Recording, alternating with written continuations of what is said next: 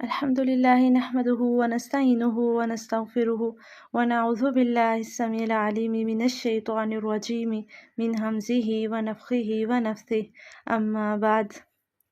سورہ مطففین سے آج ہم دیکھیں گے، مکی صورت ہے اور اس میں 36 آیتیں ہیں۔ اس کے شان نزول کے حوالے سے روایت میں آتا ہے کہ جب نبی صلی اللہ علیہ وسلم مدینہ تشریف لائے تو اہل مدینہ ناپ تول کے لحاظ سے خبیث ترین لوگ تھے، چنانچہ اللہ تعالیٰ نے یہ صورت نازل فرمائی، جس کے بعد انہوں نے اپنے ناپ تول کو درست کر لیا۔ بسم اللہ الرحمن الرحیم، شروع کرتی ہوں اللہ کے نام سے جو بڑا مہربان نہایت رحم والا ہے۔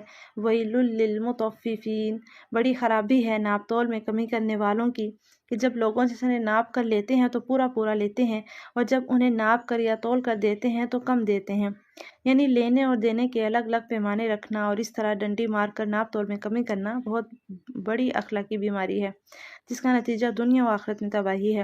حدیث میں آتا ہے کہ جو قوم ناپ تول میں کمی کرتی ہے تو اس پر قحط سالی، سخت محنت اور حکمرانوں کا ظلم مسلط کر دیا جاتا ہے۔ کیا انہیں اپنے مرنے کے بعد جی اٹھنے کا خیال نہیں اس عظیم دن کے لیے جس دن سب لوگ رب العالمین کے سامنے کھڑے ہوں گے؟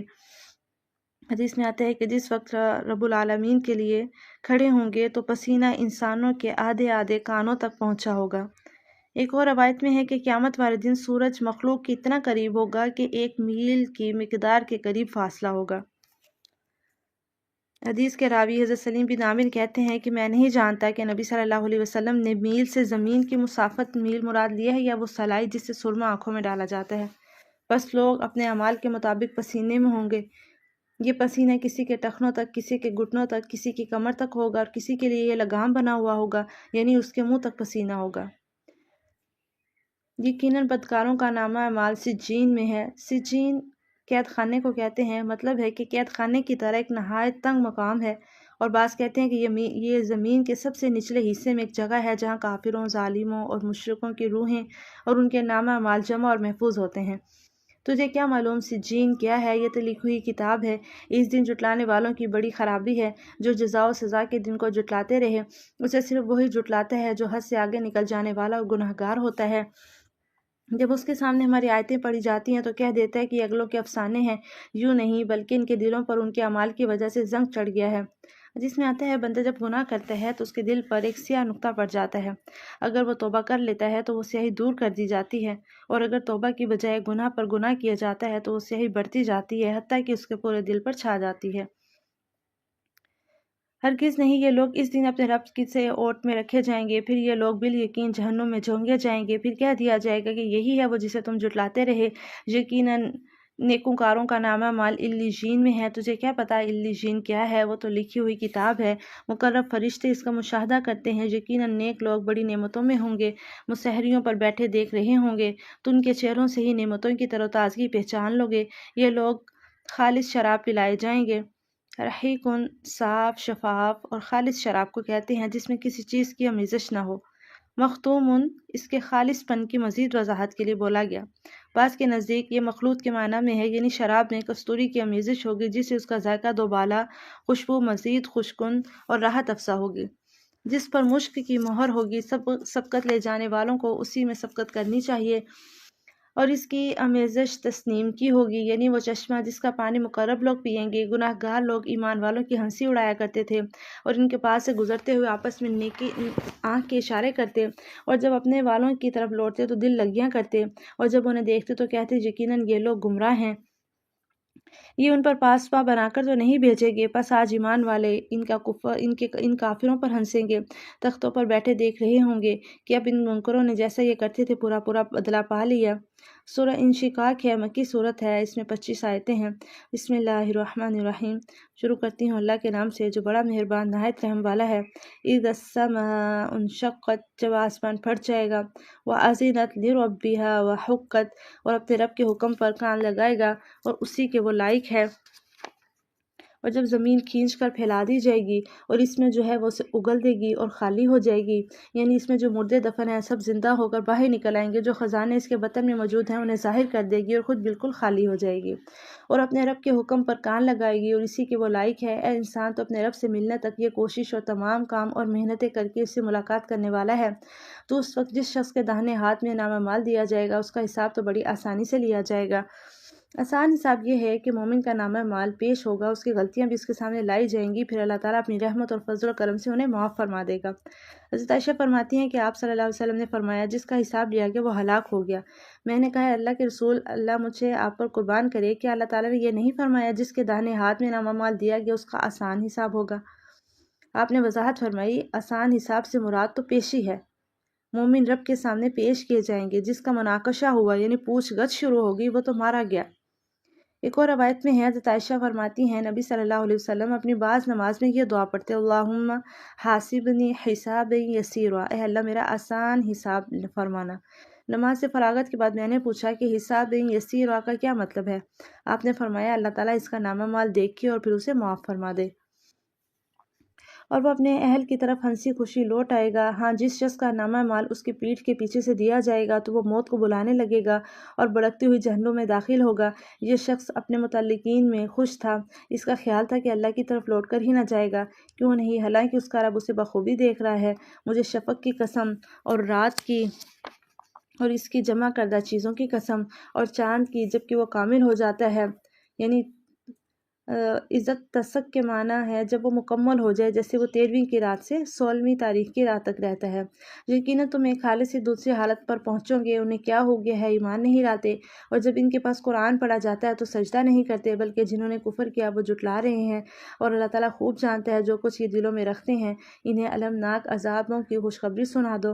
ہاں، ایمان والوں اور نیک اعمال والوں کو بے شمار اور نہ ختم ہونے والا اجر ہے۔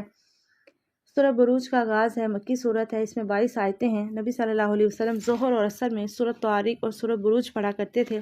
بسم اللہ الرحمن الرحیم، شروع کرتی ہوں اللہ کے نام سے جو بڑا مہربان نہایت رحم والا ہے۔ والسماء ذات البروج والیوم الموعود، برجوں والے آسمان کی قسم، وعدہ کیے ہوئے دن کی قسم، حاضر ہونے والے اور حاضر کیے گئے کی قسم کہ خندقوں والے ہلاک کیے گئے، وہ ایک آگ تھی ایندھن والی۔ یہ خندقیں کیا تھیں، ایندھن والی آگ کیا تھی جو اہل ایمان کو اس میں جھونکنے کے لیے دکھائی گئی۔ اس کی تفصیل دیکھتے ہیں۔ یہ ایک واقعہ ہے جسے اصحاب الاخدود کا واقعہ کہا جاتا ہے۔ گزشتہ زمانے میں ایک بادشاہ کا جادوگر اور کاہن تھا۔ جب وہ کاہن بوڑھا ہو گیا تو اس نے بادشاہ سے کہا کہ مجھے ایک ذہین لڑکا دو جسے میں یہ علم سکھا دوں۔ بادشاہ نے ایک سمجھدار لڑکا تلاش کر کے اس کا سپرد کر دیا۔ لڑکے کے راستے میں ایک راہب کا مکان بھی تھا۔ یہ لڑکا آتے جاتے اس کے پاس بھی بیٹھتا اور اس کی باتیں بھی سنتا جو اسے اچھی لگتی۔ اسی طرح سلسلہ چلتا رہا۔ ایک مرتبہ یہ لڑکا جا رہا تھا کہ راستے میں ایک بہت بڑے جانور نے لوگوں کا راستہ روک لیا۔ لڑکے نے سوچا، آج میں پتہ کرتا ہوں کہ جادوگر صحیح ہے یا پھر راہب۔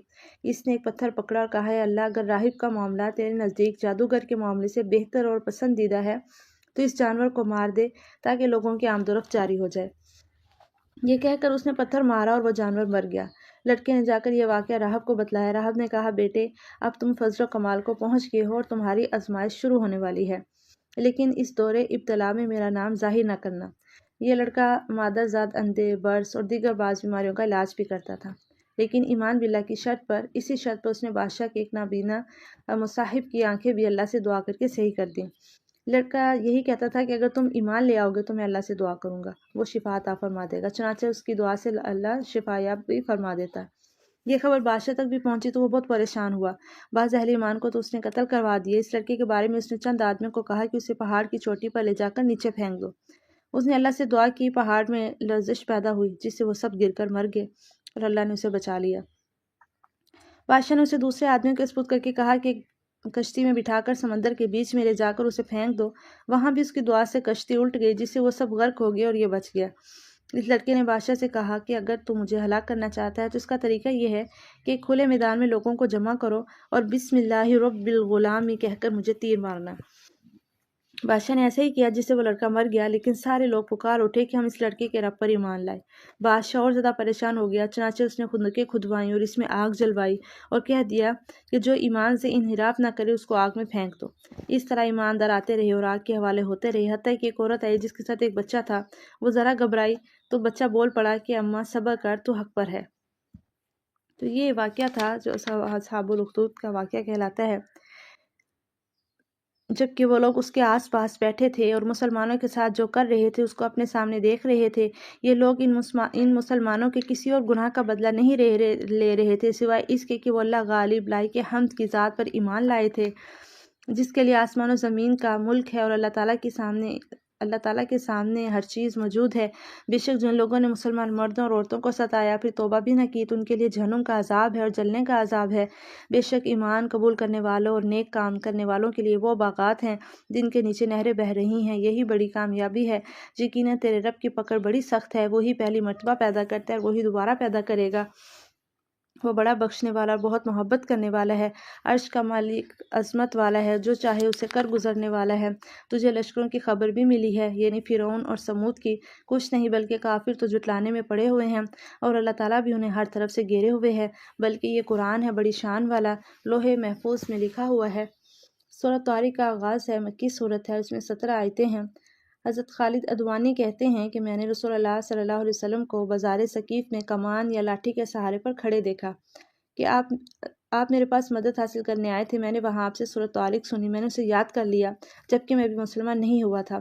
پھر مجھے اللہ نے اسلام سے نواز دیا اور اسلام کی حالت میں نے اسے پڑھا۔ حضرت معاذ نے ایک مرتبہ مغرب کی نماز میں سورہ بقرہ اور نساء پڑھائی۔ نبی صلی اللہ علیہ وسلم کو اطلاع ملی تو فرمایا تو لوگوں کو فتنے میں ڈالتا ہے، تجھے یہی کافی تھا کہ والسماء والطارق والشمس اور اس جیسی صورتیں پڑھ، یعنی تھوڑی مختصر صورتیں پڑھتے۔ بسم اللہ الرحمن الرحیم، شروع کرتی ہوں اللہ کے نام سے جو بڑا مہربان نہایت رحم والا ہے۔ والسماء والطارق، قسم ہے آسمان کی اندھیرے میں روشن ہونے والے کی، تجھے معلوم بھی ہے کہ وہ رات کو نمودار ہونے والی چیز کیا ہے، وہ روشن ستارہ ہے۔ طارق سے کیا مراد ہے؟ خود قرآن نے واضح کر دیا، روشن ستارہ، جس کے لغوی معنی ہے کھٹکھٹانے کے لیے۔ طارق جو ہے رات کو آنے والے کے لیے استعمال ہوتا ہے۔ ستاروں کو بھی طارق اسی لیے کہا گیا کہ یہ دن کو چھپ جاتے ہیں اور رات کو نمودار ہوتے ہیں۔ کوئی ایسا نہیں جس پر نگہبان فرشتہ نہ ہو، یعنی ہر نفس پر اللہ تعالیٰ کی طرف سے فرشتے مقرر ہیں جو اس کے اچھے یا برے اعمال لکھتے ہیں۔ بعض کہتے ہیں کہ یہ انسانوں کی حفاظت کرنے والے فرشتے ہیں۔ انسان کی حفاظت کے لیے بھی انسان کے آگے پیچھے فرشتے ہوتے ہیں، جس طرح قول و فعل لکھنے والے ہوتے ہیں۔ انسان کو دیکھنا چاہیے کہ وہ کس چیز سے پیدا کیا گیا ہے۔ وہ ایک اچھلتے پانی سے پیدا کیا گیا ہے جو پیٹھ اور سینے کے درمیان سے نکلتا ہے۔ بے شک اسے پھیر لانے پر یقیناً قدرت رکھنے والا ہے۔ جس دن پوشیدہ بھیدوں کی جانچ پڑتال ہوگی تو نہ ہوگا اس کے پاس کچھ زور اور نہ مددگار، یعنی ظاہر ہو جائیں گے کیونکہ ان پر جزا و سزا ہوگی۔ حدیث میں آتا ہے ہر غدر بدعہدی کرنے والے کے لیے سرین کے پاس جھنڈا گاڑ دیا جائے گا اور اعلان کر دیا جائے گا کہ یہ فلاں بن فلاں کی غداری ہے۔ مطلب یہ ہے کہ وہاں کسی کا کوئی عمل مخفی نہیں ہوگا۔ بارش والے آسمان کی قسم اور پھٹنے والی زمین کی قسم، بے شک یہ قرآن البتہ دو ٹوک فیصلہ کرنے والا کلام ہے، یہ ہنسی کی اور بے فائدہ بات نہیں۔ البتہ کافر داؤ گھات میں ہے اور میں بھی ایک چال چل رہا ہوں، تو کافروں کو مہلت دے، انہیں تھوڑے دن چھوڑ دے۔ سورہ اعلیٰ کا آغاز ہے، مکی صورت ہے، 19 آیتیں ہیں۔ آپ صلی اللہ علیہ وسلم یہ سورت اور سورۃ الغاشیہ عیدین اور جمعہ کی نماز میں پڑھا کرتے تھے۔ اسی طرح وتر کی پہلی رکعت میں سورہ اعلیٰ، دوسری میں سورہ کافرون اور تیسری میں سورۃ اخلاص پڑھتے۔ حضرت معاذ کو جن صورتوں کی پڑھنے کی تلقین کی تھی ان میں ایک سورۃ اعلیٰ بھی تھی۔ بسم اللہ الرحمن الرحیم، شروع کرتی ہوں اللہ کے نام سے جو بڑا مہربان نہایت رحم والا ہے۔ سبح اسم ربک الاعلیٰ، اپنے بہت ہی بلند اللہ کے نام کی پاکیزگی بیان کرو۔ حدیث میں آتا ہے کہ نبی صلی اللہ علیہ وسلم اس کے جواب میں پڑھا کرتے تھے سبحان ربی الاعلیٰ، جس نے پیدا کیا اور صحیح سالم بنایا اور جس نے ٹھیک ٹھاک اندازہ کیا اور پھر راہ دکھائی اور جس نے تازہ گھاس پیدا کی پھر اس نے اس کو سیاہ کورا کر دیا، ہم تجھے پڑھائیں گے پھر تو نہ بھولے گا۔ حضرت جبرائیل علیہ السلام وحی لے کر آتے تو آپ اسے جلدی جلدی پڑھتے تاکہ بھول نہ جائے۔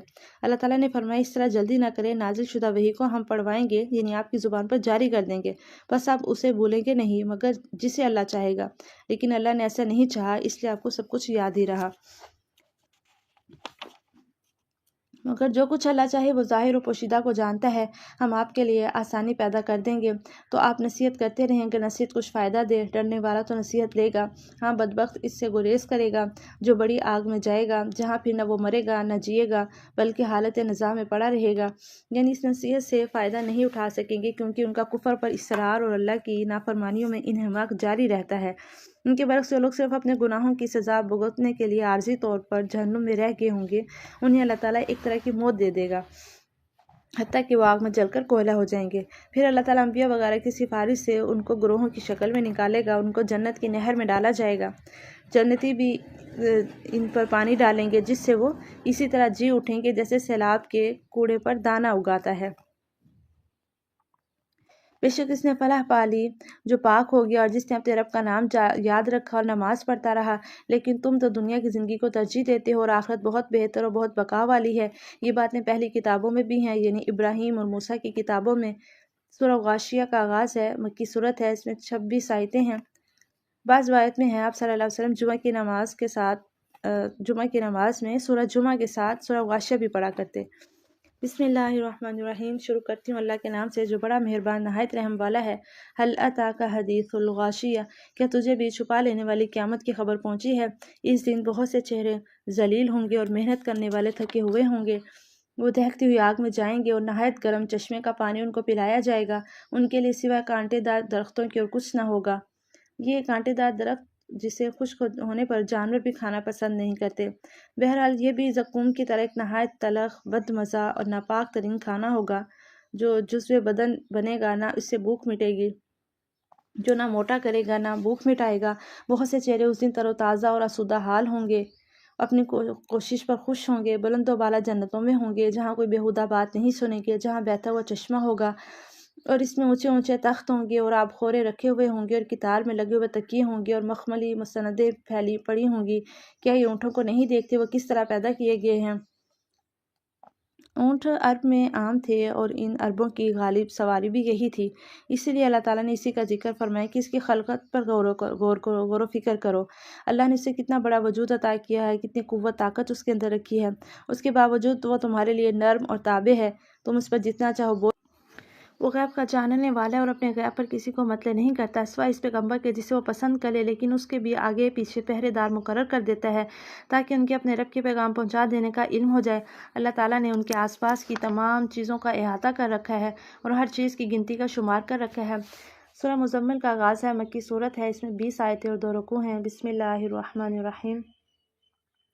یا ایھا المزمل قم اللیل الا قلیلا نصفہ او انقص منہ قلیلا او زد علیہ ورتل القرآن ترتیلا۔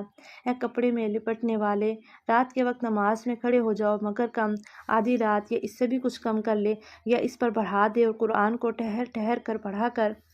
جس وقت ان آیات کا نزول ہوا نبی صلی اللہ علیہ وسلم چادر اوڑھ کر لیٹے ہوئے تھے۔ اللہ نے آپ کسی کیفیت کو بیان کرتے ہوئے خطاب فرمایا، مطلب ہے کہ اب چادر چھوڑ دے اور رات کو قیام کر، یعنی نماز تہجد پڑھے۔ کہا جاتا ہے کہ اس حکم کی بنا پر نماز تہجد آپ کے لیے واجب تھی۔ اور پھر آگے کہا یہ قلیلاً سے بدل ہے، یعنی یہ قیام نصف رات سے کچھ کم یا کچھ زیادہ ہو تو کوئی حرج نہیں۔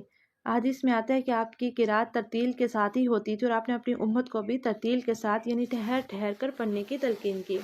قرآن کی جب تلاوت کر رہے ہوتے ہیں تو خوبصورتی کے ساتھ، اس کی ترتیل کے ساتھ اور اس کے مخارج اور قواعد کا دھیان رکھتے ہوئے تلاوت کرنی چاہیے، تبھی اس کا اجر ملے گا۔ جیسے اکثر خواتین ہونٹ بھی بند ہوتے ہیں، مطلب ہونٹ بھی نہیں ہل رہے ہوتے، زبان بھی نہیں ہل رہی ہوتی اور وہ تلاوت کر رہے ہوتے ہیں، تو اس طرح سے قرآن پڑھنے کا ثواب نہیں ملتا۔ ہاں ممکن ہے قرآن دیکھنے کا ثواب مل جائے، لیکن قرآن پڑھنے کا تبھی ملے گا جب آپ کی زبان بھی حرکت کرے گی۔ لیکن ہم تو اس پر بہت بھاری بات عنقریب نازل کریں گے۔ بے شک رات کا اٹھنا دل جمع کے لیے انتہائی مناسب ہے اور بات کو بہت درست کر دینے والا ہے۔ دوسرا مفہوم ہے کہ دن کے مقابلے میں رات کو قرآن زیادہ واضح اور حضور قلب کے لیے زیادہ مؤثر ہے، اس لیے کہ اس وقت دوسری آوازیں خاموش ہوتی ہیں، فضا میں سکون غالب ہوتا ہے۔ اس وقت نمازی جو پڑھتا ہے وہ آوازوں کی شور اور دنیا کے ہنگاموں کی نظر نہیں ہوتا، بلکہ نمازی خوب محظوظ ہوتا ہے۔ یقیناً تجھے دن میں بہت شغل رہتا ہے تو اپنے رب کے نام کا ذکر کیا کر اور تمام خلائق سے کٹ کر اس کی طرف متوجہ ہو جا۔ مشرق و مغرب کا پروردگار جس کے سوا کوئی معبود نہیں، تو اسی کو اپنا کارساز بنا لے اور جو کچھ وہ کہیں تو سہتا رہ اور وفاداری کے ساتھ ان سے الگ تھلگ رہ، اور مجھے اور ان جھٹلانے والے آسودہ حال لوگوں کو چھوڑ دے اور انہیں ذرا سی مہلت دے۔ یقیناً ہمارے ہاں سخت بیڑیاں ہیں اور سلگتی ہوئی جہنم ہے،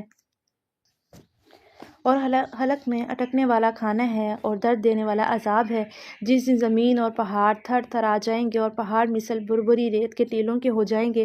بے شک ہم نے تمہاری طرف بھی تم پر گواہی دینے والا رسول بھیج دیا ہے، جیسا کہ ہم نے فرعون کے پاس رسول بھیجا تھا، تو فرعون نے اس رسول کی نافرمانی کی تو ہم نے اسے سخت وبال کی پکڑ میں پکڑ لیا۔ تم اگر کافر رہے تو اس دن کیسے پناہ پاؤ گے جو دن بچوں کو بوڑھا کر دے گا۔ قیامت والے دن قیامت کی ہولناکی سے واقعی بچے بوڑھے ہو جائیں گے، یا تمثیل کے طور پر ایسا کہا گیا ہے۔ حدیث میں آتا ہے کہ قیامت والے دن اللہ آدم علیہ السلام کو کہے گا کہ اپنی اولاد میں سے جہنم کے لیے نکال لے۔ حضرت آدم علیہ السلام فرمائیں گے یا اللہ کس طرح؟ اللہ تعالیٰ فرمائے گا ہر 1000 میں سے 999۔ اس وقت حمل والی عورتوں کا حمل گر جائے گا، بچے بوڑھے ہو جائیں گے۔ یہ بات صحابہ کرام کو بہت شاق گزری اور ان کے چہرے پھک ہو گئے، تو آپ نے فرمایا کہ قوم یاجوج ماجوج میں سے 999 ہوں گے اور تم میں سے ایک۔ اللہ کی رحمت سے مجھے امید ہے کہ تمام جنتیوں میں سے آدھا تو ہم لوگ ہوں گے، یعنی آخری امت۔ جس دن آسمان پھٹ جائے گا، اللہ تعالیٰ کا یہ وعدہ ہو کر ہی رہنے والا ہے۔ بے شک یہ نصیحت ہے، پس جو چاہے اپنے رب کی طرف راہ اختیار کرے۔ آپ کا رب بخوبی جانتا ہے کہ آپ اور آپ کے ساتھ کے لوگوں کی ایک جماعت قریب 2/3 رات کی اور آدھی رات کی اور 1/3 رات کے تہجد پڑھتی ہے۔ جب سورت کے آغاز میں نصف رات یا اس سے کم یا زیادہ قیام کا حکم دیا گیا تو نبی صلی اللہ علیہ وسلم اور آپ کے ساتھ صحابہ کی ایک جماعت رات کو قیام کرتی، کبھی 2/3 سے کم، کبھی نصف رات اور کبھی ثلث یعنی 1/3 حصہ۔ لیکن ایک تو رات کا یہ مستقل قیام نہایت گراں تھا، دوسرا وقت کا یہ اندازہ نصف رات یا ثلث یا 2 ثلث حصہ قیام کرنا ان سے بھی زیادہ مشکل تھا۔ اس لیے اللہ تعالیٰ نے اس آیت میں تخفیف کا حکم دے دیا، جس کا مطلب ہے کہ بعض کے نزدیک ترک قیام کی اجازت ہے اور بعض کے نزدیک یہ ہے کہ اس کے فرض کو مستحب میں بدل دیا گیا ہے۔ اب یہ نہ امت کے لیے فرض ہے نہ نبی کے لیے، اور بعض کہتے ہیں کہ یہ تخفیف صرف امت کے لیے ہے، نبی کے لیے اس کا پڑھنا ضروری تھا۔ اور رات دن کا پورا اندازہ اللہ تعالیٰ ہی کو ہے، وہ خوب جانتے ہیں، تم اسے ہرگز نہ نبھا سکو گے۔ بس اس نے تم پر مہربانی کی، لہٰذا جتنا قرآن پڑھنا تمہارے لیے آسان ہو اتنا ہی پڑھو۔ وہ جانتے ہیں کہ تم میں بعض بیمار بھی ہوں گے، یعنی نماز میں تہجد میں قیام، بعض دوسرے زمین میں چل پھر کر اللہ تعالیٰ کا فضل تلاش کریں گے، اور کچھ لوگ اللہ تعالیٰ کی راہ میں جہاد بھی کریں گے۔ سو تم بآسانی جتنا قرآن پڑھ سکو پڑھ لو، اور نماز کی پابندی رکھو اور زکوٰۃ دیتے رہا کرو، اور اللہ تعالیٰ کو اچھا قرض دو، اور جو نیکی تم اپنے لیے آگے بھیجو کہ اسے اللہ تعالیٰ کے ہاں بہتر سے بہتر اور ثواب میں بہت زیادہ پاؤ گے۔ اللہ تعالیٰ سے معافی مانگتے رہو، یقیناً اللہ تعالیٰ بخشنے والا مہربان ہے۔ سورہ المدثر کا آغاز ہے، مکی صورت ہے، اس میں 56 آیتیں اور 2 رکوع ہیں۔ بسم اللہ الرحمن الرحیم۔ شروع کرتی ہوں اللہ کے نام سے جو بڑا مہربان نہایت رحم والا ہے۔ یا ایھا المدثر، اے کپڑا اوڑھنے والے۔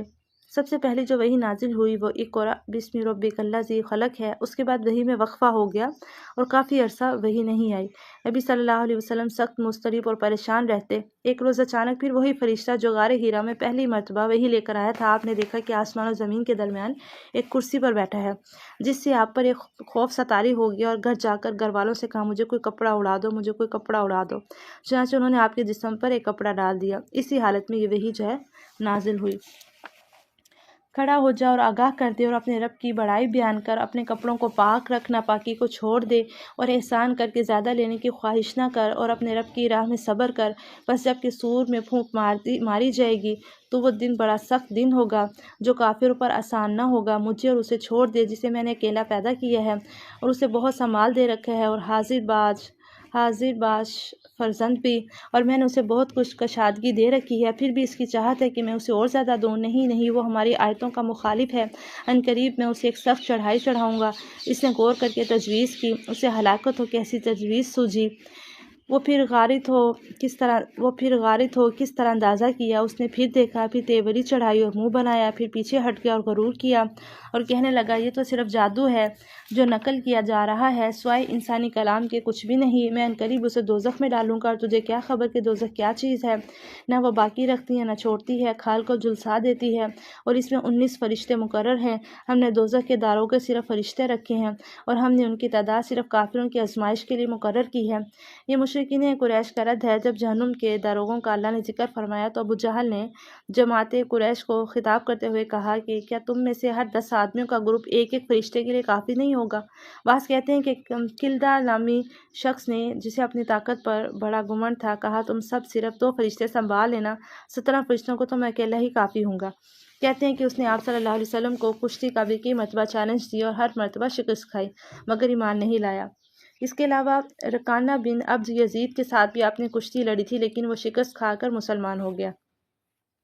یہاں پر بھی یہ ہے کہ انہوں نے فرشتوں کی تعداد پر استہزاء کیا، مذاق اڑایا، جبکہ یہ ان کی آزمائش کے لیے تھی، تاکہ اہل کتاب یقین کر لیں اور اہل ایمان کے ایمان میں اضافہ ہو جائے، اور اہل کتاب اور اہل ایمان شک نہ کرے۔ جن کے دلوں میں بیماری ہے وہ اور کافر کہیں گے اس بیان سے اللہ تعالیٰ کی کیا مراد ہے، یعنی بیمار دل والوں سے مراد منافقین ہے یا پھر وہ ہیں جن کے دلوں میں شکوک تھے۔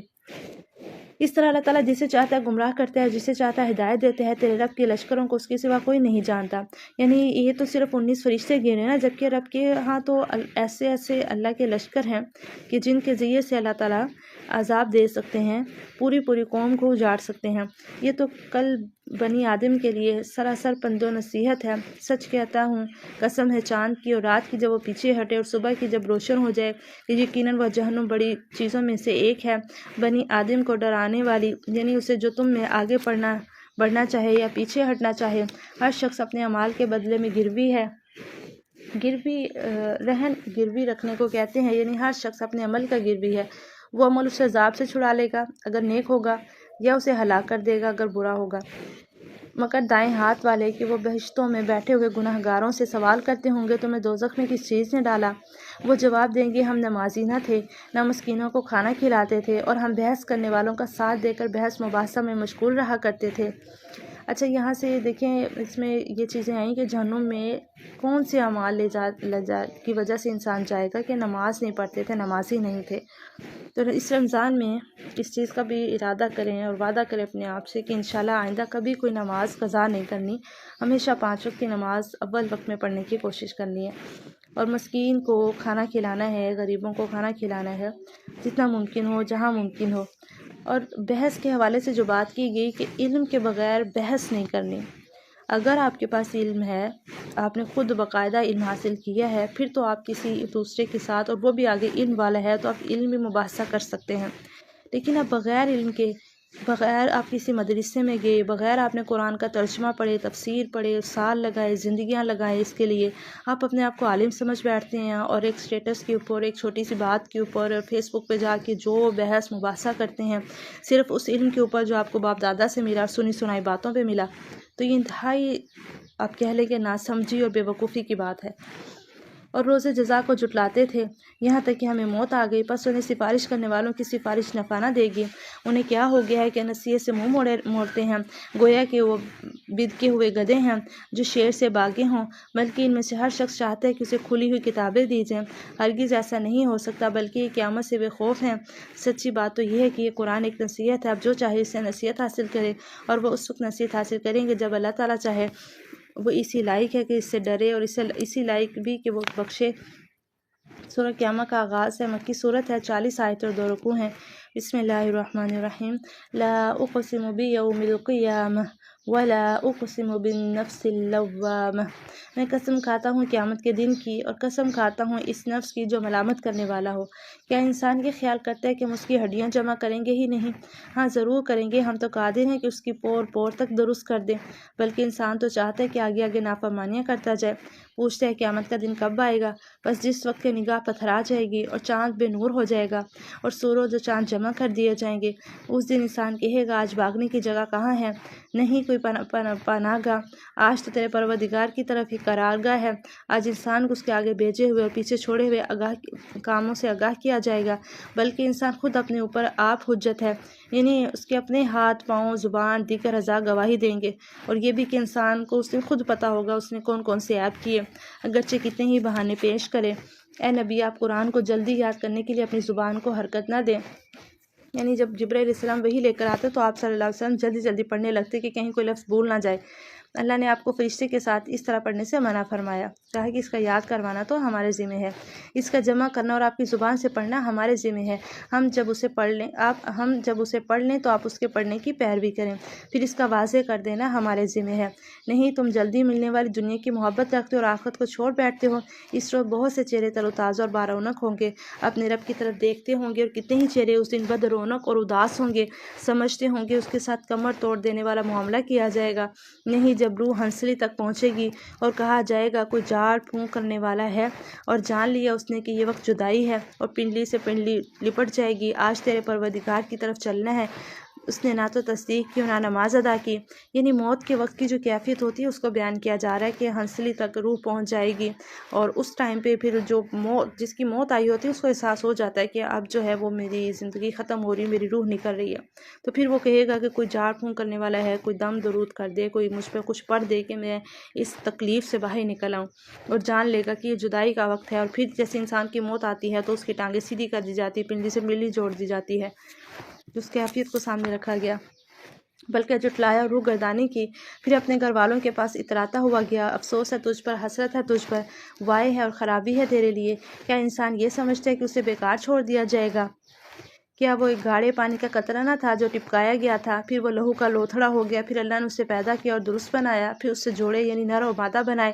یعنی انسان کی حیثیت بیان کی جا رہی ہے کہ کس مادے سے وہ پیدا کیا گیا ہے، اور پھر کہاں کی اکڑ اور کہاں کا جو ہے یہ انکار ہے کہ اللہ تعالیٰ اس امر پر قادر نہیں کہ مردے کو زندہ کر دے۔ سورۃ دہر کا آغاز ہے، مدنی سورت ہے، اس میں 31 آیتیں اور 2 رکوع ہیں۔ جمعے کے دن فجر کی نماز میں الف لام میم تنزیل السجدہ اور سورہ دہر پڑھا کرتے تھے نبی صلی اللہ علیہ وسلم۔ بسم اللہ الرحمن الرحیم۔ هل أتى على الإنسان حين من الدهر لم يكن شيئا مذكورا۔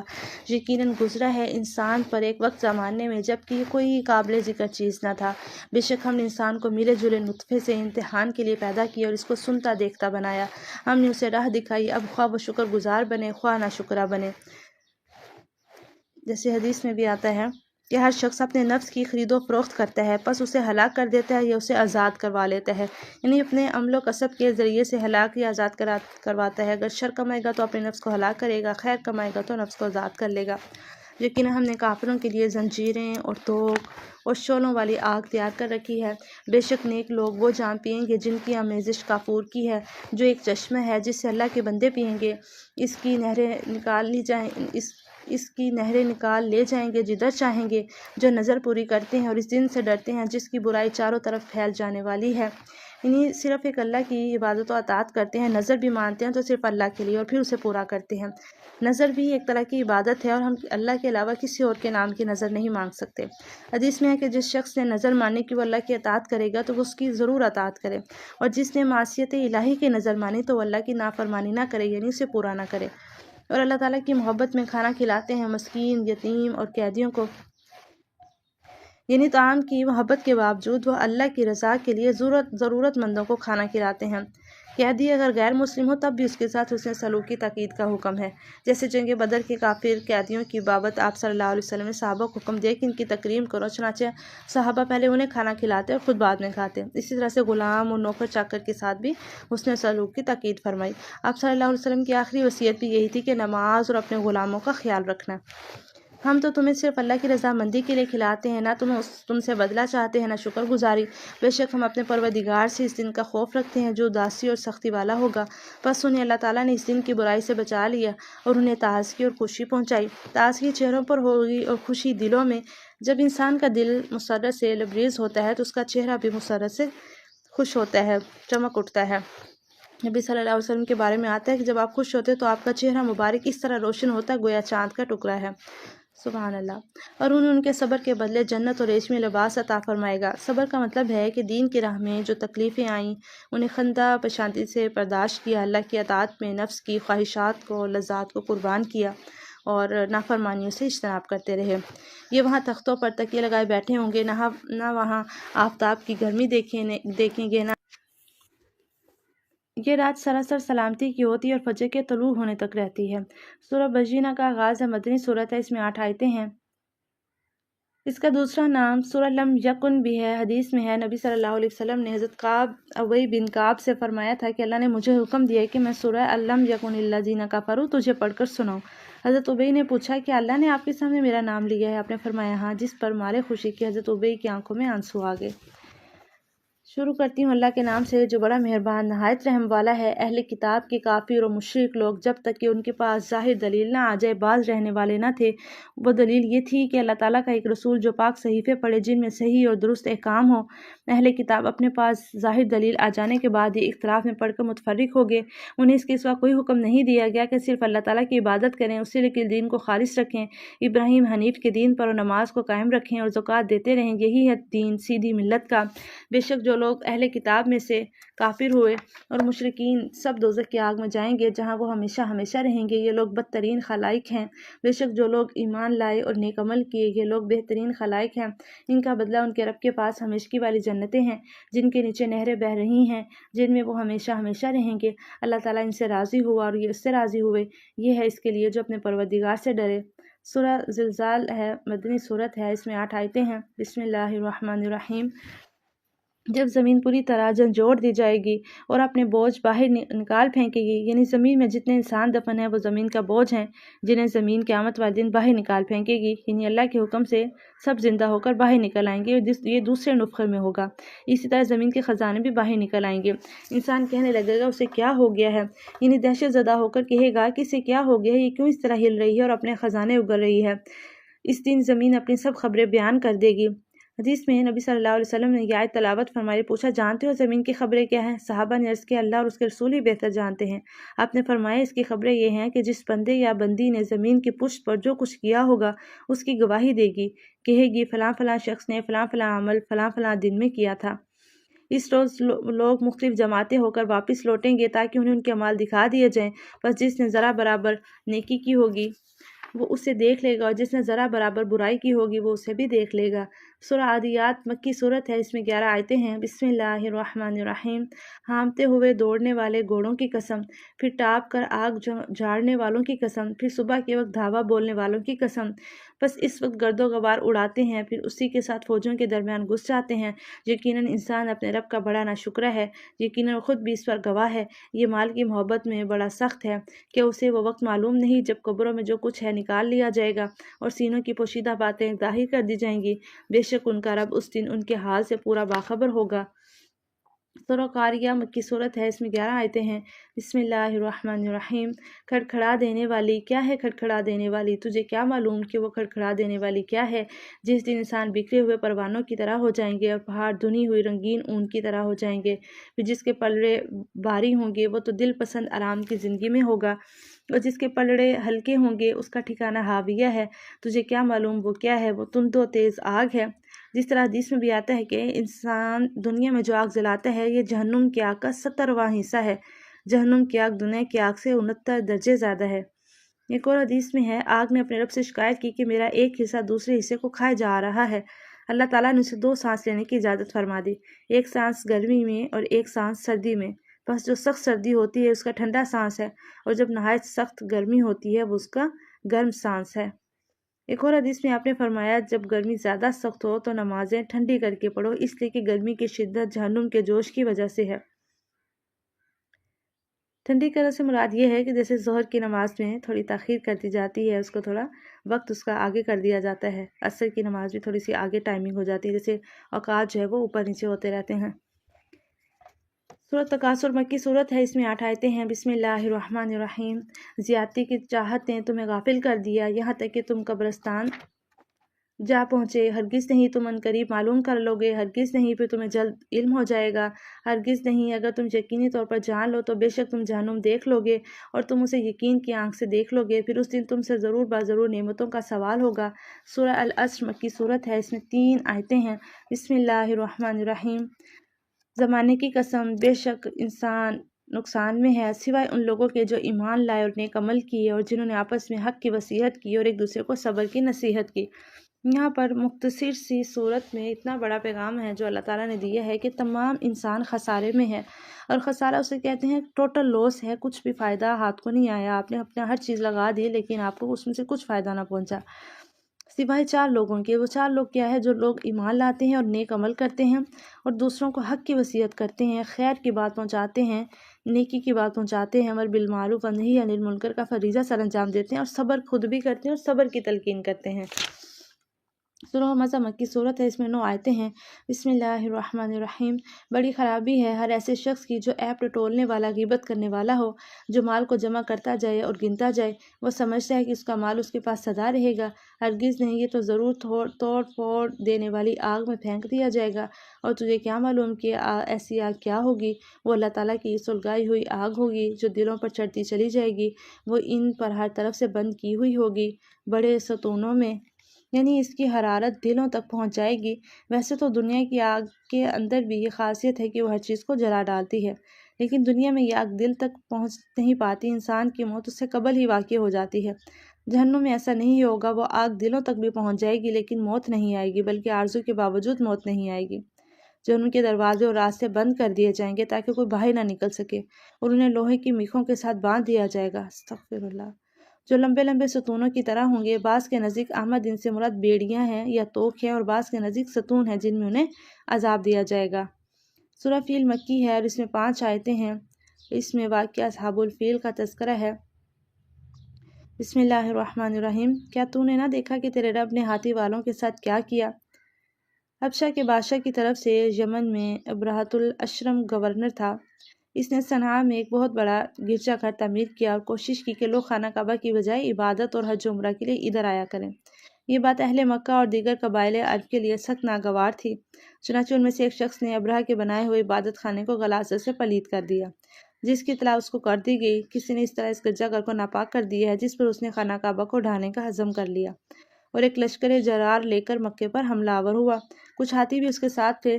جب یہ لشکر وادی کے پاس پہنچا تو اللہ تعالیٰ نے پرندوں کے غول بھیج دیے جن کی چونچوں اور پنجوں میں کنکر تھے جو چنے یا مسور کے برابر تھی۔ جس فوجی کے بھی یہ کنکری لگتی وہ پگھل جاتا اور اس کا گوشت جڑ جاتا اور بالآخر مر جاتا۔ خود ابرہہ کا بھی صنعاء پہنچتے پہنچتے یہی انجام ہوا۔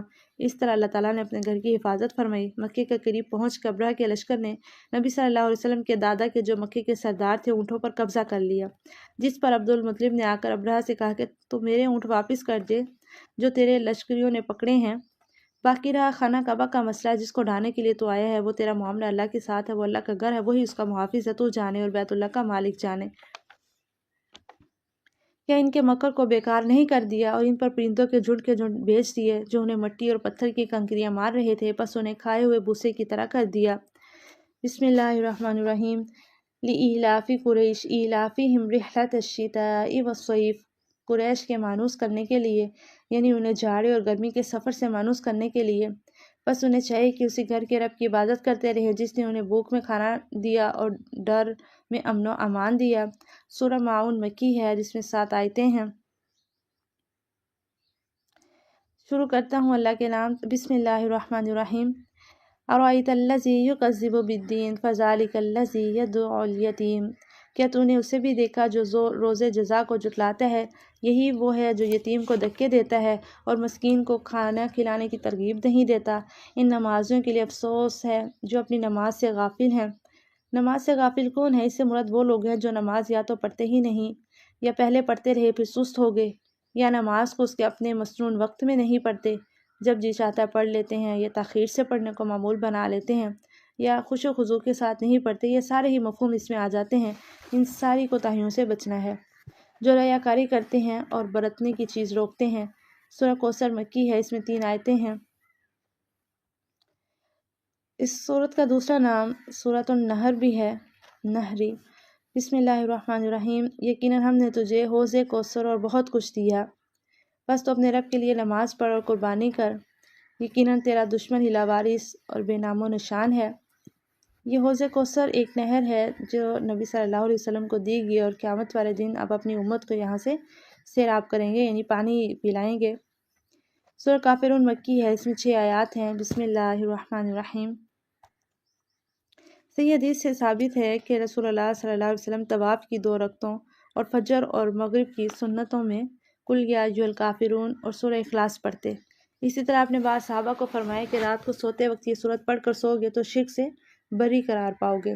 اب کہہ دیجئے کہ کافرو، نہ میں عبادت کرتا ہوں اس کی جس کی تم عبادت کرتے ہو، اور نہ تم عبادت کرنے والے ہو اس کی جس کی میں عبادت کرتا ہوں، اور نہ میں عبادت کروں گا جس کی تم عبادت کرتے ہو، اور نہ تم اس کی عبادت کرنے والے ہو جس کی میں عبادت کر رہا ہوں۔ تمہارے لیے تمہارا دین ہے اور میرے لیے میرا دین ہے۔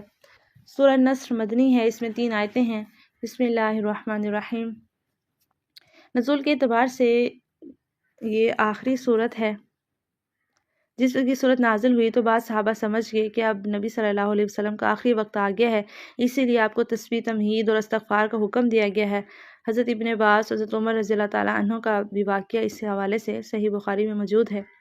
اذا جاء نصر اللہ والفتح، جب اللہ کی مدد اور فتح آ جائے اور تو لوگوں کو اللہ کے دین میں جوک در جوک آتا دیکھ لے تو اپنے رب کی تسبیح کرنے لگ، حمد کے ساتھ، اور اس سے مغفرت کی دعا مانگ، بے شک وہ بڑا ہی توبہ قبول کرنے والا ہے۔ اللہ تعالیٰ کی مدد کا مطلب اسلام اور مسلمانوں کا کفر اور کافروں پر غلبہ ہے، اور فتح سے مراد فتح مکہ ہے۔ آپ صلی اللہ علیہ وسلم کا مسکن تھا، لیکن کافروں نے آپ کو اور صحابہ کو وہاں سے ہجرت کرنے پر مجبور کیا تھا۔ 8 ہجری میں یہ مکہ فتح ہو گیا تو لوگ فوج در فوج اسلام میں داخل ہونا شروع ہو گئے، جبکہ اس سے قبل ایک ایک دو دو فرد مسلمان ہوتے تھے۔ فتح مکہ سے لوگ پر یہ بات بالکل واضح ہو گئی کہ آپ اللہ کے سچے پیغمبر ہیں اور دین اسلام دین حق ہے، جس کے بغیر اب نجات جو ہے وہ ممکن نہیں ہے۔ سورہ تبت مکی ہے، اس میں 5 آیتیں ہیں، اسے سورہ مسد بھی کہتے ہیں۔ اس کے شان نزول میں آتا ہے کہ جب نبی صلی اللہ علیہ وسلم کو حکم ہوا کہ اپنے رشتہ داروں کو تبلیغ کرو، آپ نے صفا پہاڑی پر چڑھ کر کہا یا صباحا۔ اس طرح آواز خطرے کی علامت سمجھی جاتی تھی، چنانچہ اس آواز پر لوگ اکٹھے ہو گئے۔ آپ نے فرمایا ذرا بتلاؤ، اگر میں تمہیں خبر دوں کہ اس پہاڑ کی پشت پر ایک گھڑ سوار لشکر ہے جو تم پر حملہ آور ہونا چاہتا ہے، تو تم میری تصدیق کرو گے؟ انہوں نے کہا کیوں نہیں، یعنی انہوں نے کبھی آپ کو جھوٹا نہیں پایا تھا، اس لیے آپ کی ہر بات کی تصدیق کرتے تھے۔ آپ نے فرمایا پھر میں تمہیں ایک بڑے عذاب سے ڈرانے والا ہوں، اگر تم شرک و کفر اور شرک میں مبتلا رہے تو اللہ تعالیٰ کی طرف سے بڑا عذاب آ جائے گا۔ یہ سن کر ابو لہب نے کہا تیرے لیے ہلاکت ہو، کیا تو نے ہمیں اس لیے جمع کیا تھا؟ جس پر اللہ تعالیٰ نے یہ صورت نازل فرمائی۔ ابو لہب کا اصل نام عبدالعزیٰ تھا، اپنے حسن و جمال اور چہرے کی سرخی کی وجہ سے اسے ابو لہب کہا جاتا تھا۔ ابو لہب کا مطلب شعلہ فروزاں، اور اپنے انجام کے اعتبار سے بھی اسے جہنم کی آگ کا ایندھن بننا تھا۔ یہ نبی صلی اللہ علیہ وسلم کا حقیقی چچا تھا، لیکن آپ کا شدید دشمن تھا، اور اس کی بیوی ام جمیل بھی آپ کی شدید دشمن تھی۔ ابو لہب کے دونوں ہاتھ ٹوٹ گئے اور وہ خود ہلاک ہو گیا، نہ تو اس کا مال اس کے کام آیا، نہ اس کی کمائی۔ وہ عنقریب بھڑکنے والی آگ میں جائے گا، اس کی بیوی بھی جائے گی جو لکڑیاں ڈھونے والی ہے، اس کی گردن میں پوست کھجور کی بٹی ہوئی رسی ہوگی۔ سورہ اخلاص مکی ہے، اس میں 4 آیتیں ہیں۔ بسم اللہ الرحمن الرحیم۔ یہ مختصر کی صورت کی بہت بڑی فضیلت ہے۔ نبی صلی اللہ علیہ وسلم نے اسے 1/3 قرآن قرار دے دیا ہے، اسے رات کو پڑھنے کی ترغیب دی ہے۔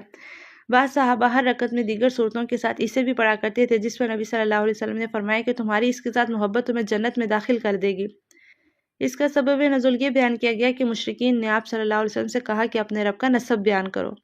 آپ کہہ دیجئے کہ وہ اللہ ایک ہے، اللہ تعالیٰ بے نیاز ہے، نہ اس سے کوئی پیدا ہوا، نہ وہ کسی سے پیدا ہوا، نہ کوئی اس کا ہمسر ہے۔ حدیث قدسی میں بھی آتا ہے کہ انسان مجھے گالی دیتا ہے، یعنی میرے لیے اولاد ثابت کرتا ہے، حالانکہ میں ایک ہوں، بے نیاز ہوں، میں نے کسی کو جنا ہے، نہ کسی سے پیدا کیا گیا ہوں، نہ کوئی میرا ہمسر ہے۔ سورہ فلق مکی ہے، اس میں 5 آیتیں ہیں۔ اس کے بعد سورۃ ناس ہے، ان دونوں کی بہت فضیلت ہے اور مشترکہ فضیلت آئی ہے حدیث میں۔ ایک حدیث میں نبی صلی اللہ علیہ وسلم نے فرمایا کہ آج کی رات مجھ پر کچھ ایسی آیات نازل ہوئی ہیں جن کی مثل میں نے کبھی نہیں دیکھی۔ یہ فرما کر آپ نے یہ دونوں صورتیں تلاوت فرمائیں۔ ابو حابس جہنی سے روایت، آپ نے فرمایا اے ابو حابس، کیا میں تمہیں سب سے بہترین کلام نہ بتاؤں جس کے ذریعے پناہ طلب کرنے والے پناہ مانگتے ہیں؟ انہوں نے عرض کیا ہاں ضرور بتائیے۔ آپ نے دونوں صورتوں کا ذکر کر کے فرمایا یہ دونوں معوذتین ہیں۔ نبی صلی اللہ علیہ وسلم انسانوں اور جنوں کی نظر سے پناہ مانگا کرتے تھے۔ اب جب یہ دونوں صورتیں نازل ہوئیں تو آپ نے ان کے پڑھنے کو معمول بنا لیا۔ حضرت عائشہ فرماتی ہیں جب آپ کو کوئی تکلیف ہوتی تو معوذتین یعنی قل اعوذ برب الفلق اور قل اعوذ برب الناس پڑھ کر اپنے جسم پر پھونک مار لیتے۔ جب آپ کی تکلیف زیادہ ہو گئی تو میں یہ صورتیں پڑھ کر آپ کے ہاتھوں کو برکت کی امید سے آپ کے جسم پر پھیرتی رہتی، یعنی دم کرتی۔ جب نبی صلی اللہ علیہ وسلم پر جادو کیا گیا تو حضرت جبرائیل علیہ السلام یہی 2 صورتیں لے کر حاضر ہوئے، فرمایا کہ یہ ایک یہودی نے آپ پر جادو کیا ہے اور یہ جادو فلاں کنویں میں ہے۔ آپ نے حضرت علی کو بھیج کر اسے منگوایا۔ یہ ایک کنگھی کے دندانوں اور بالوں کے ساتھ ایک تانت کے اندر 11 گرہیں پڑی ہوئی تھیں، اور موم کا ایک پتلا تھا جس میں سوئیاں چبھی ہوئی تھیں۔ جبرائیل علیہ السلام کے حکم کے مطابق آپ ان دونوں صورتوں میں ایک ایک آیت پڑھتے جاتے اور گرہ کھلتی جاتی اور سوئی نکلتی جاتی۔ خاتمے تک پہنچتے پہنچتے ساری گرہیں بھی کھل گئی اور سوئیاں بھی نکل گئی، اور آپ اس طرح صحیح ہو گئے جیسے کوئی شخص چکر بندی سے آزاد ہو جائے۔ آپ صلی اللہ علیہ وسلم کا یہ معمول بھی تھا کہ رات کو سوتے وقت سورۃ اخلاص اور معوذتین پڑھ کر اپنی ہتھیلیوں پر پھونکتے، پھر انہیں پورے جسم پر ملتے، پہلے سر، چہرے اور جسم کے اگلے حصے پر ہاتھ پھیرتے، اس کے بعد جہاں تک آپ کا ہاتھ پہنچتا 3 مرتبہ آپ ایسا کرتے۔ تو یہ اس کی فضیلت تھی دونوں صورتوں کی، اور آج کل بھی ہمیں یہ صورتیں پڑھنے کی بہت زیادہ ضرورت ہے، کیونکہ جادو جو ہے بہت عام ہو چکا ہے، اور اکثر اس کے اشتہارات بھی سرعام آ رہے ہوتے ہیں۔ بعض اوقات ہم سوشل میڈیا یوز کریں تو اتنا اس کا بڑا جو ہے وہ اشتہار دیا ہوتا ہے کہ آپ ہم سے جو ہے وہ جادو کروا سکتے ہیں، تو بڑی حیرت بھی ہوتی ہے دیکھ کے کہ برائیاں کتنے کھلے عام ہو رہی ہیں، کوئی روکنے تھامنے والا نہیں ہے۔ بسم اللہ الرحمن الرحیم۔ آپ کہہ دیجئے کہ میں صبح کے رب کی پناہ میں آتا ہوں ہر اس چیز کے شر سے جو اس نے پیدا کی ہے، اور اندھیری رات کی تاریکی کے شر سے جب اس کا اندھیرا پھیل جائے، اور گرہ میں پھونکنے والیوں کے شر سے بھی، اور حسد کرنے والے کی برائی سے بھی جب وہ حسد کرے۔ سورہ ناس مکی ہے، اس میں 6 آیتیں ہیں۔ بسم اللہ الرحمن الرحیم۔ آپ کہہ دیجئے کہ میں لوگوں کے پروردگار کی پناہ میں آتا ہوں، لوگوں کے مالک کی اور لوگوں کے معبود کی، وسوسہ ڈالنے والے، پیچھے ہٹ جانے والے کے شر سے، جو لوگوں کے سینوں میں وسوسہ ڈالتا ہے، خواہ وہ جن میں سے ہو یا انسان میں سے۔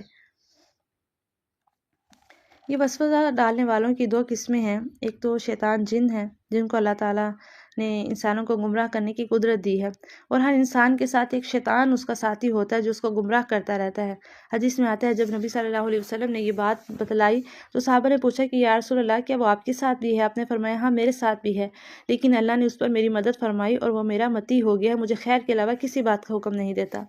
اسی طرح حدیث میں آتا ہے کہ نبی صلی اللہ علیہ وسلم اعتکاف فرما رہے تھے، آپ کی زوجہ مطہرہ حضرت صفیہ آپ سے ملنے کے لیے آئی، رات کا وقت آپ انہیں چھوڑنے کے لیے ان کے ساتھ گئے، راستے میں 2 انصاری صحابی وہاں سے گزرے، آپ نے انہیں بلا کر فرمایا یہ میری اہلیہ صفیہ بنت حییج ہیں۔ انہوں نے عرض کیا یا رسول اللہ آپ کی بابت ہمیں کیا بدگمانی ہو سکتی ہے؟ آپ نے فرمایا یہ بات تو ٹھیک ہے، لیکن شیطان انسان کی رگوں میں خون کی طرح دوڑتا ہے، مجھے خطرہ محسوس ہوا کہ کہیں وہ تمہارے دلوں میں کوئی شک و شبہ نہ ڈال دے۔ تو یہاں پر الحمدللہ اللہ تعالیٰ کا لاکھ لاکھ شکر ہے جس نے ہمیں توفیق دی، ہم نے اللہ کا پورا کلام جو ہے وہ مختصراً دیکھا، بہت ہی مختصر دیکھا ہم نے، اور امید ہے کہ آپ کو ایک ٹیسٹ جو ہے وہ قرآن کا ضرور مل گیا ہوگا۔ اگر آپ پہلی بار دورہ قرآن کر رہے ہیں تو آپ کو بہت فائدہ ہوا ہوگا اس سے، اور آئندہ کے لیے ضرور ارادے بھی باندھے کہ اللہ کے کلام کو ڈیٹیل کے ساتھ اور باقاعدہ تفسیر اور ترجمے کو یاد کرتے ہوئے انشاءاللہ پڑھنا ہے۔ اللہ نے توفیق دی اس رمضان میں کہ آپ نے دورہ قرآن سنا، اور مجھے اللہ نے توفیق دی کہ میں کروا سکی۔ شروع کرنے سے پہلے سوچ رہی تھی کرواؤں نہ کرواؤں، یہ میرا آن لائن پہلی بار دورہ قرآن تھا، اس سے پہلے لائیو تو میں نے الحمدللہ اللہ کی توفیق سے کافی بار کروایا، تو آن لائن جو ہے یہ میرا پہلی بار تھا۔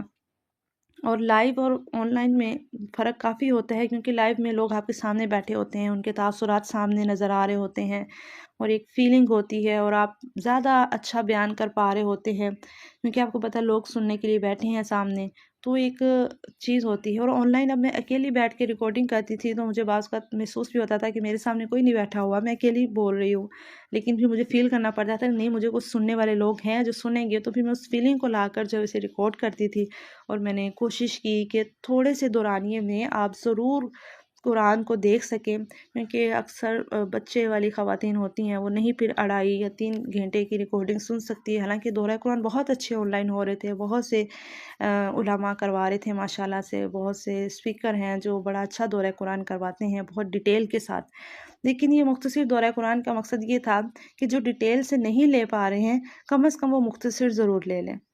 تو رمضان جو ہے وہ قرآن کا مہینہ تھا، اور اس میں بھی اگر ہم قرآن کو ایک بار بھی گو تھرو نہ کرتے تو پھر یہ تو آپ کہہ لینا کہ ایک انتہائی ناقص عمل تھا ہماری طرف سے کہ ہم اتنی سستی کر جاتے۔ تو مجھے امید ہے کہ آپ کے لیے بہت سہولت ہوئی ہوگی اس کے ساتھ، اور میں ضرور آپ سے فیڈ بیک بھی لوں گی انشاءاللہ۔ کل کے دن پہ جو ہے میں اسے اوپن کروں گی گروپ کو، اور آپ لوگ ضرور بتائیے گا بھی کہ آپ لوگوں نے کیسا فیل کیا اور کہ آپ کو فائدہ ہوا، اور ضرور اپنے لیے بھی اور میرے لیے بھی دعائیں بھی کیجیے گا۔ چند دن باقی بچے ہیں، اس میں ہم مزید عبادات کر لیں، اور جو ہم نے کی ہیں اللہ تعالیٰ ہم سے قبول فرما لیں، اور جو میرے بولنے میں بتانے میں کمی کوتاہی یقیناً رہ گئی اللہ تعالیٰ اس سے درگزر فرمائیں، اور اس سے زیادہ اچھا بتانے کی اور اللہ تعالیٰ طاقت بھی دے اور علم میں اضافہ بھی فرمائیں۔ اور آپ سب الحمدللہ نحمدہ ونستعینہ ونستغفرہ ونعوذ باللہ السمیع العلیم من الشیطان الرجیم من همزه ونفخه ونفثه اما بعد۔ دین اسلام میں جہاں عبادات، معاشیات، تعلقات اور کاروباری معاملات کے متعلق قواعد و ضوابط، اوامر و نواہی اور حقوق و فرائض بتلائے گئے، وہیں مصروف ترین زندگی میں کچھ خوشیوں کے لمحات، کچھ گھڑیاں، کچھ دن، کچھ واقعات بھی رکھے گئے۔ اسلام میں انہیں عیدین کا نام دیا گیا۔ نبی کریم صلی اللہ علیہ وسلم کی ہجرت سے پہلے اہل مدینہ 2 عیدیں مناتے تھے جن میں وہ لہو و لعب میں مشغول رہتے۔ آپ صلی اللہ علیہ وسلم نے ان سے دریافت کیا کہ ان دنوں کی کیا حقیقت ہے؟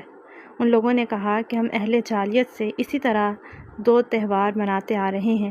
آپ صلی اللہ علیہ وسلم نے فرمایا کہ اللہ تعالیٰ نے اس سے بہتر 2 دن تمہیں عطا کیے ہیں، ایک عید الفطر کا دن اور دوسرا عید الاضحیٰ کا دن۔ عید الاضحیٰ ایک انتہائی بامقصد اور یادگار دن ہے۔ دنیا کی ابتدا ہی سے قربانی تمام مذاہب کا ایک لازمی حصہ رہی۔ یہ اللہ کے حضور جان کی نظر ہے جو کسی جانور کو قائم مقام ٹھہرا کر دی جاتی ہے۔ عید الاضحیٰ کے دن جانور کے گلے پر رسماً اور عادتاً چھری چلائی جائے تو یہ آسان ہے، لیکن اگر اسوہ ابراہیمی کو مد نظر رکھا جائے تو پھر اس کے لیے انسان کو پہلے ان مراحل کو بھی سامنے رکھنا پڑتا ہے جن سے حضرت ابراہیم علیہ السلام کو گزرنا پڑا۔ حضرت ابراہیم علیہ السلام کی زندگی مسلسل قربانیوں سے عبارت ہے۔ ابراہیم علیہ السلام کی زندگی میں 30 کے قریب بڑی سے بڑی آزمائشیں آئیں۔ انہوں نے ہر آزمائش پر پورا اترنے کی کوشش کی، یہاں تک کہ اللہ تعالیٰ نے بھی انہیں اپنا دوست بنا لیا۔ ابراہیم علیہ السلام کے حوالے سے قرآن میں آتا ہے، ابراہیم الذی وفا، ابراہیم وہ ہے جس نے وفا کا حق ادا کر دیا۔ ابراہیم علیہ السلام کو بہت سی دعاؤں کے بعد بیٹا عطا کیا گیا اور پھر اس کے ذریعے بھی اللہ تعالیٰ نے آزمایا۔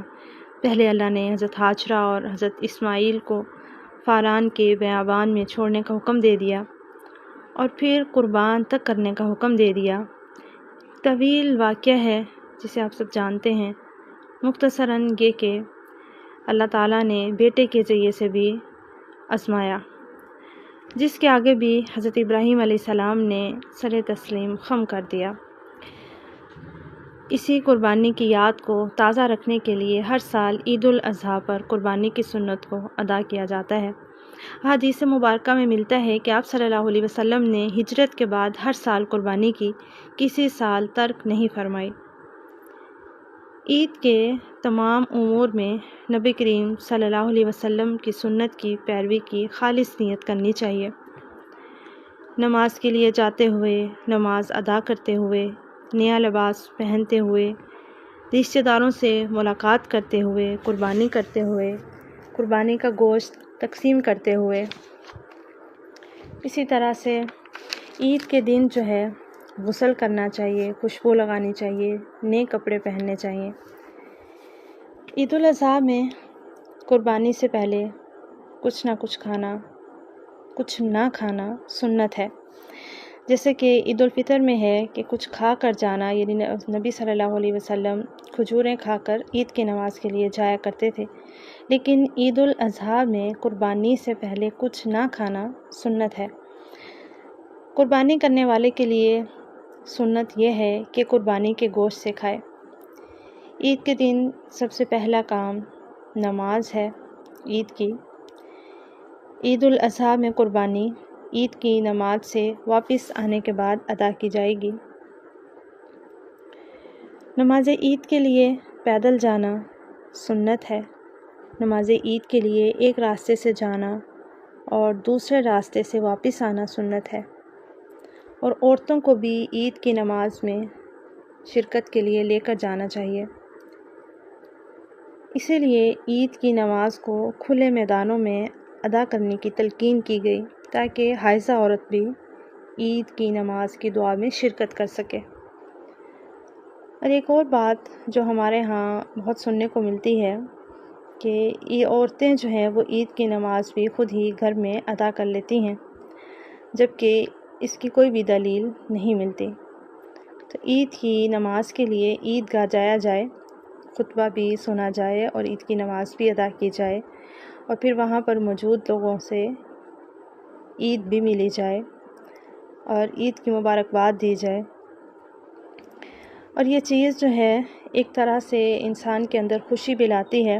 جب آپ عید کی نماز کے لیے جاتے ہیں تو یقیناً پھر آپ نیا لباس بھی پہنتے ہیں، اپنے آپ کو فریش بھی کرتے ہیں، تو عید کی فیلنگ بھی آپ کو آتی ہے، اور اس طرح سے پھر گھر کے بچوں پہ بھی ایک اچھا اثر پڑتا ہے کہ ہم اللہ تعالیٰ کی طرف سے دی گئی جو خوشی ہے اس کو منا رہے ہیں۔ اور اگر خواتین عید کی نماز کے لیے نہیں جاتی تو یقیناً وہ وقت پر تیار بھی نہیں ہوتی، اور خصوصاً جب عید الاضحیٰ ہو تو تب خواتین سمجھتی ہیں کہ ہمیں تو بس کوکنگ کرنی ہے، تو شاید ہمیں تیار نہیں ہونا۔ تو یہ انتہائی ایک نامناسب سی بات ہے کہ اللہ تعالیٰ نے ہمیں خوشی منانے کا دن دیا اور ہم اپنے کپڑوں کی فکر کر رہے ہیں، اور جو اللہ تعالیٰ نے ہمیں دن عنایت کیا ہم اس کو نہیں منا رہے۔ تو اس لیے اس بار ضرور اس چیز کا اپنے آپ سے ارادہ کریں کہ اس عید کو اچھے سے منائیں گے بھی اور اچھے اچھے کھانے بھی پکائیں گے، لیکن اس عید کو منایا بھی جائے گا اور عید کی نماز کے لیے بھی ضرور جائیں گے، اور خصوصاً بچوں کو بھی ساتھ لے کر جائیں تاکہ وہ بھی عید کی نماز میں شرکت کر سکیں۔ اور یہ بات کہ عید کی نماز گھر میں ہو جاتی ہے یہ درست نہیں ہے، تو جو آپ کو اس طرح سے پڑھتا نظر آئے اس کو بھی سمجھائیں، اور خود بھی اگر آپ نے یہ غلطی کی ہے تو اس سے آپ دور رہیں، اس بار عید گاہ میں شرکت کریں، اور عید کی خوشیوں کا جو ہے وہ شعور خود کو بھی دیں اور دلائیں بھی۔ نئے کپڑے ضرور پہنیں جتنی اللہ تعالیٰ نے استطاعت دی ہے، کیونکہ اللہ تعالیٰ جمیل ہے، جمال کو پسند کرتا ہے۔ اللہ تعالیٰ کو پسند ہے کہ جو اللہ تعالیٰ نے جو انسان کو مال دیا ہے وہ اس کے اوپر نظر آئے۔ اور دوسری چیز یہ کہ ہم عیدین کو چھوڑ کر باقی تہواروں کو زیادہ جوش و خروش سے مناتے نظر آتے ہیں آج کے دور میں، تو اس چیز کا بھی اپنے آپ سے ضرور محاسبہ کرتے رہیں، ساتھ ہی کہ ہم اللہ تعالیٰ کی طرف سے دیے گئے تہواروں کو جو تو ہمارے دین اسلام کا حصہ ہے اس کو ہم منا رہے ہیں یا پھر نہیں، اور جو غیر رسمی رواج ہیں جو دین کا حصہ نہیں ہیں کیا ان کو ہم زیادہ جوش و خروش سے مناتے ہیں، تو اس چیز کا محاسبہ بھی ساتھ ساتھ کرتے رہیے گا۔ عید گاہ پہنچنے تک اونچی آواز سے تحلیل لا الہ الا اللہ پڑھنا سنت ہے، تکبیریں پڑھتے رہنا چاہیے، اور یہ تکبیریں آپ جیسے موبائل کا استعمال بہت زیادہ ہے اور اس کے اندر آڈیوز وغیرہ شیئر کی جاتی ہیں تو آپ اس کو چلائیں بھی اپنے گھر میں تاکہ ایک ریمائنڈر ملتا رہے، اور جس کو نہیں بھی پتہ یا جس کو نہیں بھی یاد اس کی زبان سے بھی اللہ تعالیٰ کی بڑائی جو ہے وہ بیان ہو۔ نماز عید سے پہلے کوئی بھی نفل نماز نہیں ہے، اور نماز کے بعد نمازیوں سے مصافحہ کرنا چاہیے، عید کی مبارکباد دینی چاہیے، اور عید کی مبارکباد کے لیے جو الفاظ استعمال کیے جاتے ہیں جو سنت سے ثابت ہیں وہ ہے تقبل اللہ منا و منکم، اللہ تعالیٰ ہم سے اور آپ سے قبول فرمائے۔ اور ایک اور خاص بات کہ عید کو ہم منا رہے ہیں جہاں اللہ تعالیٰ نے عید کو کھانے پینے خوشی منانے کا دن قرار دیا ہے، وہیں ہمیں اللہ تعالیٰ کی جو باقی شرائط ہیں، اوامر و نواہی ہے، ان کو نہیں بھولنا چاہیے۔ اللہ کی اطاعت کرنے اور نافرمانیوں سے رکنے کی پوری کوشش کرنی چاہیے، یعنی ایسا نہ ہو کہ اگر ہم تیار ہو گئے ہیں تو پھر ہم بے پردگی بھی کرنے لگ جائیں۔ تو جو اللہ تعالیٰ نے پردے کا حکم دیا ہے اس پردے کے دائرے کے اندر رہتے ہوئے ہی ہم تیار بھی ہوں گے۔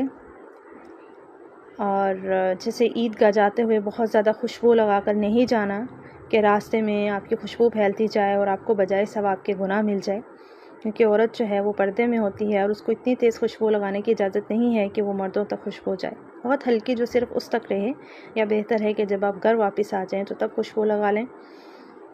اور پھر یہ کہ میوزک سے خصوصاً بچنا ہے، میوزک بہت بڑا گناہ ہے لیکن ہمارے ہاں اسے بہت معمولی سمجھا جاتا ہے، کیونکہ وہ ہی اتنا عام گیا ہے کہ جو چیز ہم بار بار دیکھتے ہیں پھر اس کو ہمارا ذہن قبول کر لیتا ہے اور پھر ہمیں وہ گناہ لگنا نہیں لگتا، تو اس لیے میوزک سے بچنا ہے۔ خوشی منانے کا مطلب یہ نہیں ہے کہ ہم اونچے اونچے گانے چلا کر بیٹھ جائیں یا پھر موویز دیکھنے لگ جائیں، ہم اس کا متبادل بھی استعمال کر سکتے ہیں جو کہ ہمارے پاس ہے قرآن کی تلاوت کی صورت میں، اچھی نشید کی صورت میں، پھر اچھے کلام ہے ان کی صورت میں، اور پھر حرام کاموں سے بچنا ہے، اور دل کے اندر جو رشتہ داروں کے لیے قدورتیں ہیں انہیں بھی نکالنے کی کوشش کرنی ہے، اور ان رشتہ داروں سے جن سے ہم کافی ٹائم سے ناراض ہو کر بیٹھے ہیں ان تک گوشت پہنچائیں تاکہ جو نفرتیں آئی ہیں وہ دور ہو جائیں، کیونکہ تحفہ جو ہے وہ محبت بڑھاتا ہے۔ اور دیکھنا ہے یہ نہ ہو کہ امیروں کے درمیان جو ہے وہ ہمارا تقسیم ہوتا رہے گوشت آپس میں ہی، اور جو غریب ہیں یا جنہوں نے قربانی نہیں کی ان تک ہمارا گوشت نہ پہنچے۔ اس چیز کا خصوصاً دھیان رکھنا ہے اپنے محلے میں بھی اور اپنے رشتہ داروں میں بھی، اور رشتہ داروں کا پہلا حق ہے اور قریبی ہمسایوں کا پہلا حق ہے، پہلے انہیں دیکھیں گے اور پھر اس سے آگے جتنا ممکن ہوا۔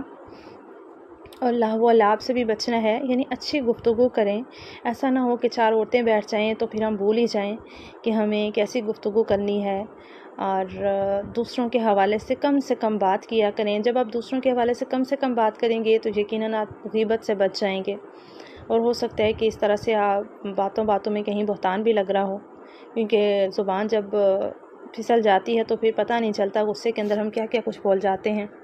تو اس لیے غیبت سے بچنا چاہیے، اور دوسروں کے حوالے سے نہیں گفتگو کریں گے، اس کے معاملات میں نہیں پھنسیں گے، دوسروں کے گھروں میں نہیں مطلب تجسس کریں گے تو بچ جائیں گے ہم ان گناہوں سے۔ تو اس لیے لہو و لعب سے بچنا ہے، فضول گفتگو سے بچنا ہے۔ عورتوں کے حوالے سے جو مشہور ہو چکا ہے کہ جہاں 4 عورتیں بیٹھ جائیں وہاں غیبت ہی ہوتی ہے، اس کو ہم توڑ بھی تو سکتے ہیں نا۔ اس لیے اچھی گفتگو کریں، اچھی بات کریں، اس چیز کو ذہن میں رکھیں کہ جو بھی ہم بول رہے ہیں وہ لکھا جا رہا ہے، اور قیامت کے دن وہ سب ہمارے سامنے ہوگا۔ تو اس چیز کو جب ذہن میں رکھیں گے تو امید ہے کہ ہم برائی سے زیادہ بچ سکیں گے۔ تو عید کے دن پہ جب ہم اچھی خصوصاً پریکٹس کر لیں گے خوشی کے دن میں، تو امید ہے کہ باقی دنوں میں بھی ہم پھر اس کو اپنانے کی کوشش کریں گے۔ اور پھر اسی طرح سے کہ ایسے کام ضرور ان پہ نظر رکھنی ہے کہ ہم ایسے کام نہ کریں جو اللہ کی ناراضگی کا سبب بن رہے ہوں، اور عید کے دن کو ضرور اچھے سے منانے کی کوشش کرنی ہے، گھر والوں کے ساتھ بھی اور گھر والوں سے باہر بھی۔ امید ہے کہ یہ مختصر سی گفتگو آپ کے لیے فائدہ مند رہی ہوگی۔ زیادہ طویل بات چیت میں کرنا چاہتی تھی حضرت ابراہیم علیہ السلام کے اوپر، کہ ان کی زندگی اور ان پر جو آزمائشیں آئیں اور جس طرح سے یہ عید کا دن منتخب ہوا، لیکن آئی تھنک کہ یہ موضوع پہلے ہو چکے ہیں، تو اس لیے میں نے اس پر مختصراً ہی بات کی۔ تو اللہ تعالیٰ میرا سنانا اور آپ کا سننا قبول فرمائیں اور ہمیں عمل کی توفیق دیں۔ سبحانک اللہم و بحمدک، نشہد ان لا الہ الا